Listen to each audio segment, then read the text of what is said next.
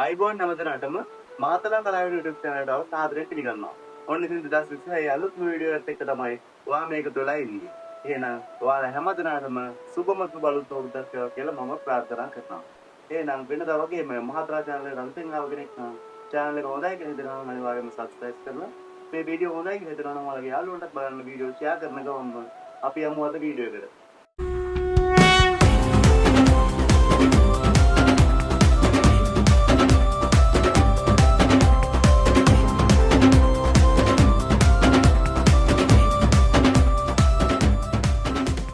ඉතින් බෙර වාදනය සම්බන්ධව ඉගෙන ගන්නවත් ආසාවෙන් ඉන්න කෙනෙක් නම් අනිවාර්යයෙන්ම මහතරා channel එක ඇතුළට ගිහිල්ලා බලන්න playlist එකක් හදලා තිනවා බෙර වාදනය කියලා.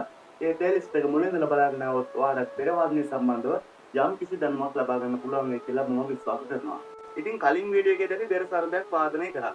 ඒ බෙර සරඹය වාදනය කරලා අපි බෙරේ වම් මැස අඳුරගත්තා වගේම වම් මැස කොහොමද වාදනය කරන්නේ කියලා අවබෝධයක් ලබා ගත්තා. ඉතින් මම අද ඔයාලට කියලා දෙන්න බලාපොරොත්තු වෙන්නේ බෙරේ දකුණු මැස කොහොමද වාදනය කරන්නේ කියලා. ඒ වගේම තමයි සුරල් වාදනය කරන්න අපහසු අයට සුරල් වාදනය කරන්න මම අද මේ වීඩියෝ එකේදී පොඩි උත්සාහයක් දරනවා. ඉතින් මාත් එක්කම මේ වීඩියෝ එක බලාගෙන ඔයාලගේ බෙරේ ගන්න ළඟට බෙර නැති කට්ටිය කකුල් දෙක දෙපැත්තට බෙරයක් කියලා හිතාගෙන වාදනය කරලා ප්‍රැක්ටිස් කරලා අපි බලමු කොහොමද මේක වාදනය කරන්නේ කියලා. වෙනදා වගේම බෙර සරඹේ වාදනය කරන්න කලින් මම මුලින්ම ඔයාලට බෙර සරඹේ කියලා පෙන්නනවා. මම මේ බෙර සරඹේ කියද්දී ඔයාලට පොඩි ප්‍රශ්නයක් යොමු කරන්න කැමතියි. මේ චිත්තෝපේ මොකක්ද කියලා කලින් කමෙන්ට් එකක් දාන්න.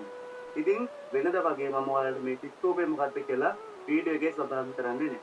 අපි බලමු කවුද හරියට කමෙන්ට් කරන්නේ කියලා. හරියට කමෙන්ට් කරන කෙනෙක් හිටියොත් මම ඒ කමෙන්ට් එක කමෙන්ට් සෙක්ෂන් එකේ පින් කරලා තියන්නම්.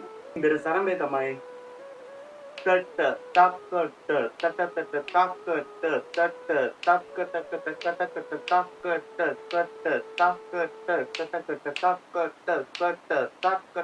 තක්කට තක්කට අපි දැන් බලමු කොහොමද ඒක වාදනය කරන්නේ කියලා. අක්ෂරකින්ක වාදනය කරන්න කලින් මම ඔයාලට මුලින්ම මේක වාදනය කරලා පෙන්නන්නම්.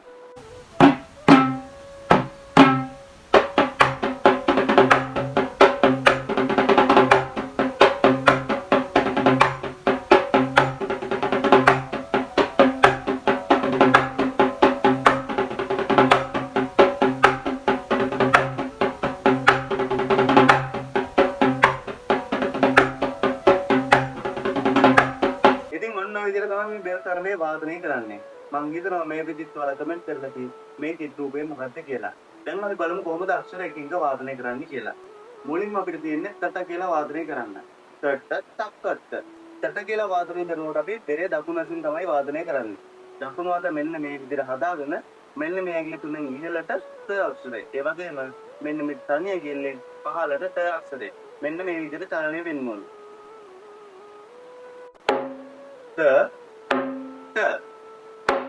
ත තකට කියලා වාදනය කරද්දී බෙරේ වම් මැසෙන් තමයි තා අක්ෂරය අපි වාදනය කරන්නේ. බෙරේ වම් මැසේ මෙන්න මේ මැද කොටසට තමයි වම් අතේ මෙන්න මේ විදිහට ඇඟිලි ඈත් කරලා ඇඟිලි තුඩු වලින් තමයි අපි වාදනය කරන්නේ. ඒත් එක්කම අල්ල කොටස මෙන්න මේ වෙඩි වර කරල්ලේ වදින්න ඕනේ.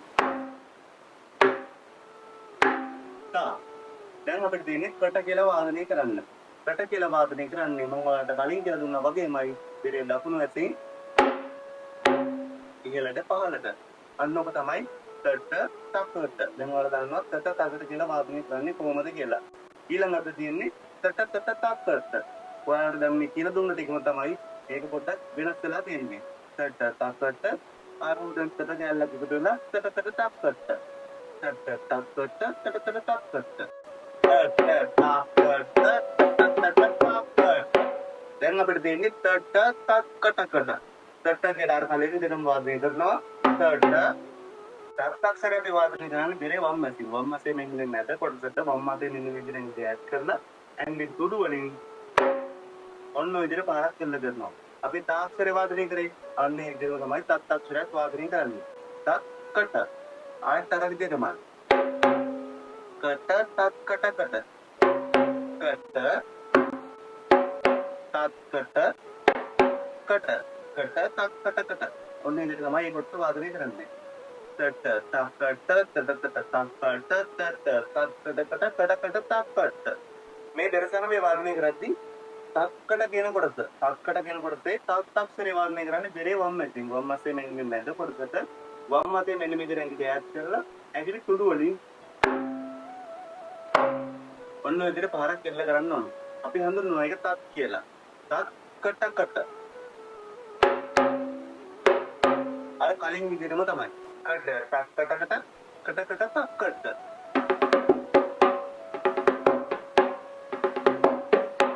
අර කලින් විදිහටම තමයි. ඉතින් මෙන්න මේ සරමයේ වාදනය කරනකොට කට කියන කොටත් බෙරේ දකුණු ඇසෙමු. තා සහ තත් කියන අක්ෂර දෙක බෙරේ වම් ඇසෙමුත් අපි වාදනය කරන්න ඕනේ.